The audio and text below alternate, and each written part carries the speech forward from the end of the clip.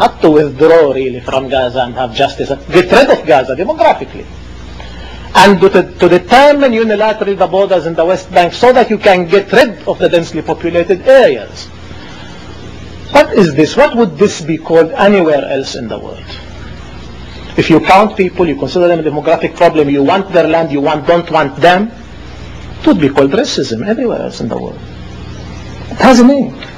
This practice has a name. Even if people, no racists call themselves racists. People usually think they are liberals, they are Democrats. They are not against really the Arabs. They don't hate Arabs. They just want to get rid of them. They want their land, but they don't want them. Now Israel has two choices.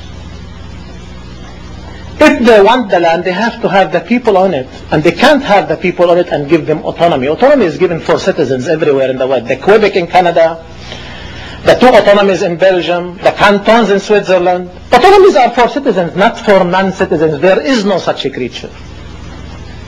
So either the states in the United States have certain autonomies for citizens. What are the states in the United States? It's unity of autonomies, of certain self-administrative authorities that people have according to the Constitution.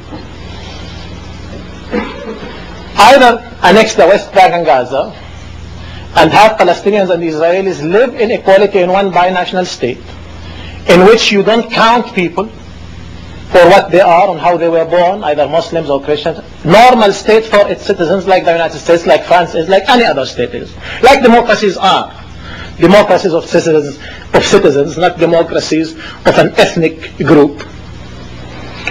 Or withdraw from the West Bank and Gaza to the borders of the 4th of June and have a Palestinian state. Now why do I say the borders of the 4th of June? Because it's not a real state issue. It's a historical issue of compromise between two nationalities, and you have to draw the line. And if I say no, it's less than the 4th of June, how much less? Why 10%? Why not 15%? Why not 17%? Why not give them all the land and just leave the cities and villages, the densely populated and like concentration camps, like ghettos, around them fences and walls and checkpoints? Would any people would like to live like this in order to find, admiration? Nobody will live like this.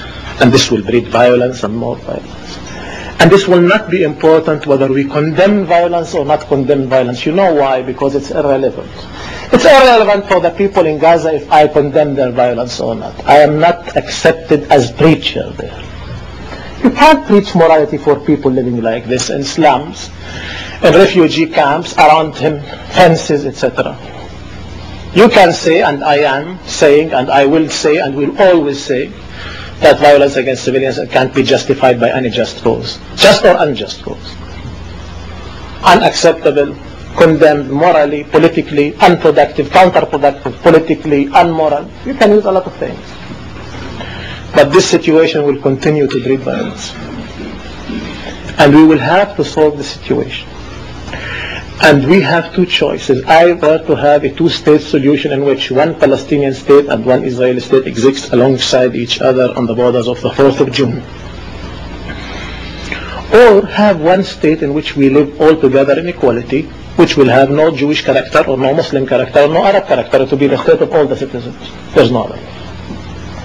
And these are the possibilities that are now facing the Israeli and Palestinian society. Anything else will be delaying the solution and will cost more and more in victims. Now, of course, we will hear more about the Israeli-American dialogue going on. Let me call it dialogue, not negotiations. Actually, it is negotiations going on between concerning the unilateral steps that Mr. Sharon is suggesting. And from what leaks from these dialogues, we understand that actually these unilateral steps are not exactly unilateral. He wants many things in return. And he wants things in return from the United States. He says, his aide says, his deputy, Mr. Ehud Olmert, says that we are doing that because we are not ready to pay the price of a settlement. Not because we have no partners, this is nonsense. They say very clearly, because we are not ready to pay the price. In his last two interviews, Ehud Olmert and his speech in the Knesset, debating the Likud members who oppose the unilateral withdrawal, they say, are you ready to pay the price of a political settlement? That's what how he answers them. We are not ready to pay the price of withdrawal because it will mean the 4th of June. We have to do unilaterally, because if we do it unilaterally, we dictate it. We dictate the borders. We do it unilaterally. There's no other way to explain this. And that's how Mr. Ehud Olmert is explaining it.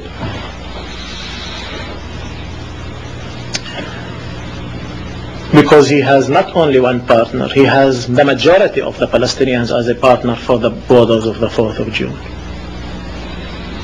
Not only he has no partner, he doesn't, or it's not true that he has no partner. He has the majority of the Palestinians as a partner for a solution along the borders of the 4th of June 1967. So, unilateral redeployment of forces actually in Gaza in order to dictate unilaterally the borders in the West Bank.